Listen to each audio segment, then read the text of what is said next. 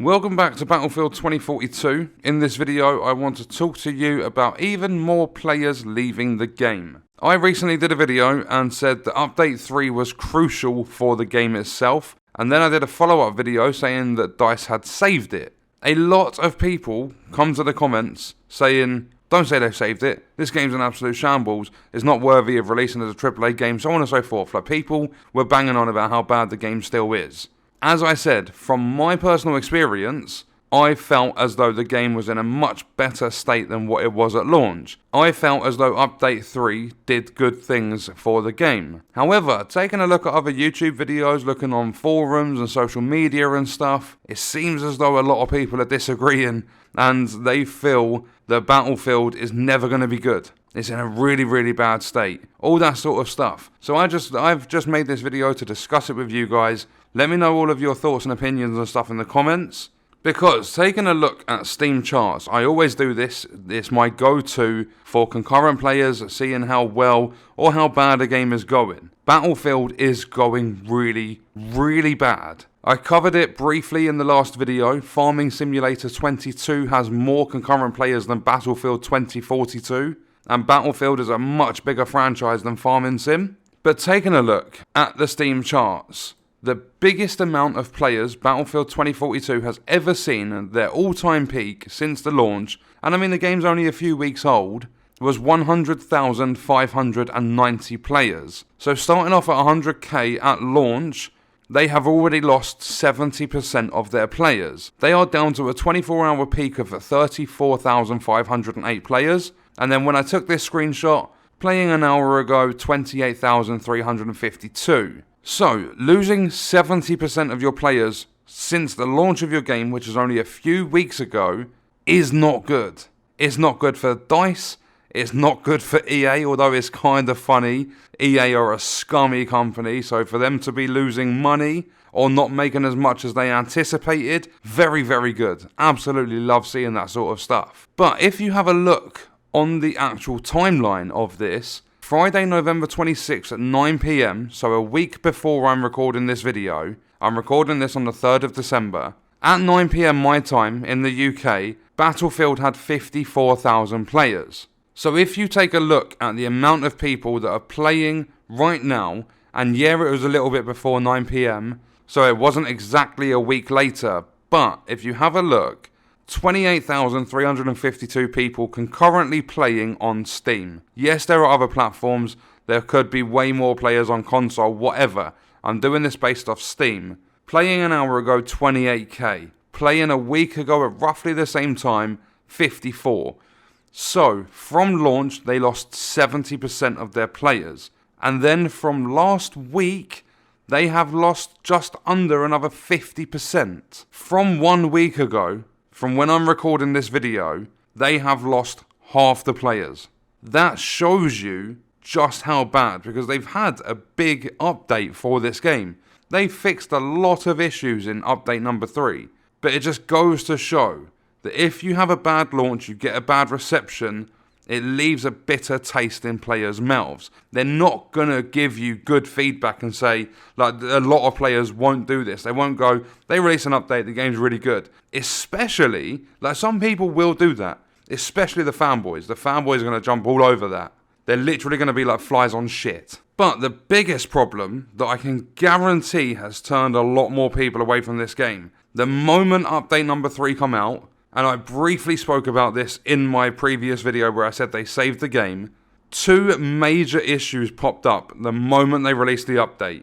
Number 1 was a lot of players were getting connection issues. They could not join a match. Some people were sitting there waiting like an hour to get into a match. And when they got in, it was a bad connection, it disconnected, all that sort of stuff. The servers went to complete shit. But what makes that even worse, because not every player in this world is going to reach out to social media, look on Steam charts, have a look on YouTube and see what the community's saying.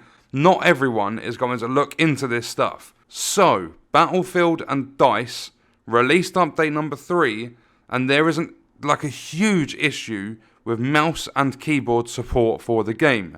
The mouse could not move horizontally. They created a bug that stopped your mouse moving left and right. Up and down worked fine, left and right did not work. They did release a workaround, but as I said, not everyone's going to be looking at social media and everything to find out how to fix this. So if someone loads up Battlefield 2042, they go and they launch into a lobby, they manage to find a server to play on, they don't have a connection issue, they get in, and they go to look left or right and they can't do it, they're gonna close the game down. The way to fix this is also crazy. If it's still happening, DICE could have completely patched this, they could have fixed it. But if this is still happening, the way to fix it is to go into your game settings and basically reset them to default. But you have to do it through your actual, like pretty much the INI files. You have to go through all of your settings and documents on your computer and change one of the functions of the game so that it stops this happening. But what does it do at the exact same time? It resets all of your own personal game settings. So if you've messed around with your FOV, if you've turned like motion blur off, if you've increased or decreased your sensitivity, if you've changed your audio settings, it's going to reset absolutely everything, and it's not the player's fault. The player should not have to do this to fix the mouse input and let it actually move horizontally. Things like this are going to piss the player base off, like to a point where loads more people are going to leave the game. It's actually getting so repetitive and boring seeing these games coming out and being so fucking poorly optimized and so badly executed that we have to sit there and spend so much fucking money on. If you have a look at October, November, sometimes December, late on in the year, people are spending fucking £60 plus for several games in the space of like a week or two. Towards the end of the year, it's really bad in terms of costs for the players within the community for new releases. Throughout the year, you have that sort of stuff happening too. In February next year, you've got Dying Light 2, Destiny 2's expansion, and Elden Ring. Within a month, that's a minimum of like £150, £180 or whatever. It's a lot of money people have to part with. Their hard-earned money they have to give to these companies.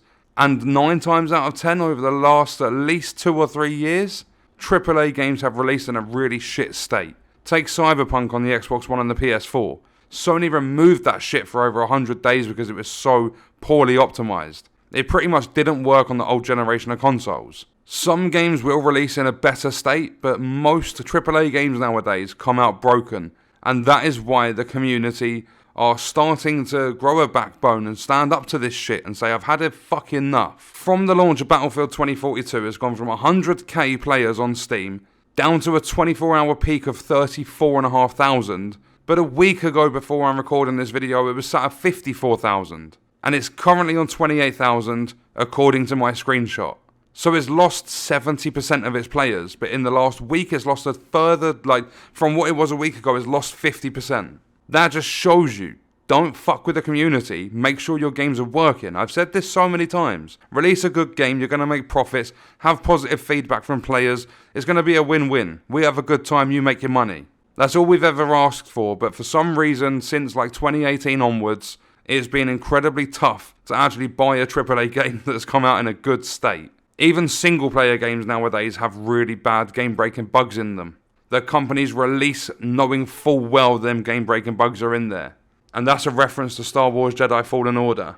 But instead of me rambling, carrying on the video for another, half an hour, as you guys know, I could sit there and talk about this shit all day long. Instead of carrying it on, I've said the major points. I'm going to leave the video there. I want to know your thoughts and opinions and everything in the comments. So let me know down below. And I will see you guys in the next video. I hope you enjoyed it.